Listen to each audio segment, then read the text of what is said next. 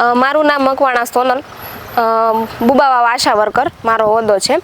હું તમને PMVY યોજના વિશે સમજાવીશ શોર્ટમાં કે આ યોજનાનો ઉદ્દેશ્ય શું છે। યોજનાનો ઉદ્દેશ્ય એ છે કે સગર્ભા બહેનો અને બાળકોને સગર્ભા બહેનોને યોગ્ય વિટામિન યુક્ત ખોરાક મળી રહે અને બાળકોનો વિકાસ યોગ્ય રીતે થાય, આ યોજનાનો ઉદ્દેશ્ય છે। યોજનાની અંદર હું તમને પહેલાં યોજનાના નામથી જ સમજાવીશ શોર્ટમાં કે યોજનાનું પહેલાં સૌપ્રથમ 2014થી આ યોજના શરૂ કરવામાં આવી। યોજનાનું નામ હતું ઇન્દિરા ગાંધી માતૃત્વ યોજના। પછી ત્યારબાદ આ યોજનાને 1 જાન્યુઆરી 2017થી યોજનાનું નામ બદલીને PMVY યોજના પ્રધાનમંત્રી માતૃવંદના યોજના નામ રાખવામાં આવ્યું। આ યોજનાને પ્રધાનમંત્રી સગર્ભા અવસ્થા યોજના સહાય યોજના પણ કહેવાય છે।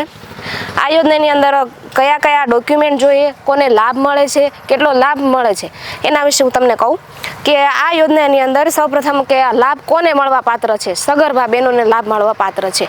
કે મારું એવું માનવું છે કે સગર્ભા બહેનોને પોતે આ યોજનાનો આશા વર્કર બેન, આંગણવાડી વર્કર બેન, કાર્યકર, આરોગ્ય કાર્યકર પોતે લાભ લે અને લાભાર્થીને લાભ અપાવે।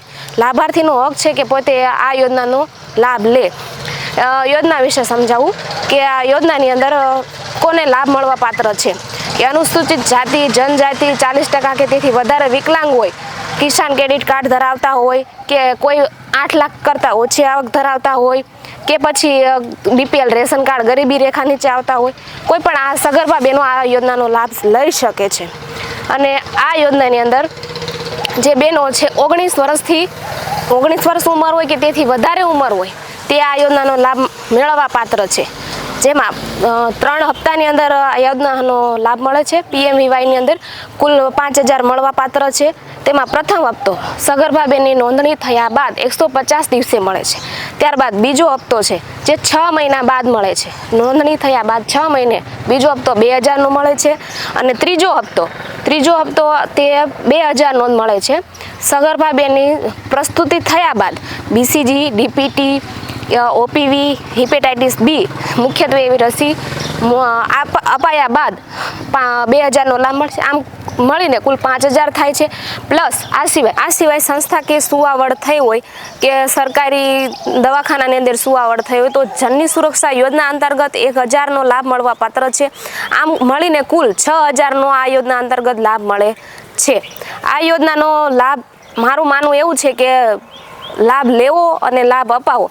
આ યોજનાની અંદર આપણે યોજનાનો લાભ લેવા માટે જરૂરી ડોક્યુમેન્ટ છે પતિ પત્નીના આધાર કાર્ડ છે, મોબાઈલ નંબર છે, બેંક પાસબુક છે, રેશન કાર્ડ છે, પૂરતા ડોક્યુમેન્ટ તૈયાર કરીને આ યોજનાનો લાભ લેવો।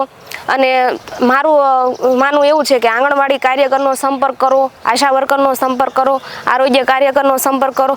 આ સિવાય પ્લસ PMVY યોજના .PMVY.nic.in ની વેબસાઇટ પર પોતાની જાતે પણ ફોર્મ ભરી શકાય છે, તો પોતાની જાતે પણ ફોર્મ ભરીને પ્રયાસ કરો, પોતે લાભ લો અને લાભાર્થીને લાભ અપાવો। હું પોતે પણ સગર્ભા છું, મેં પણ આ યોજનાનો લાભ લીધો છે અને તમે પણ આ યોજનાનો લાભ લો।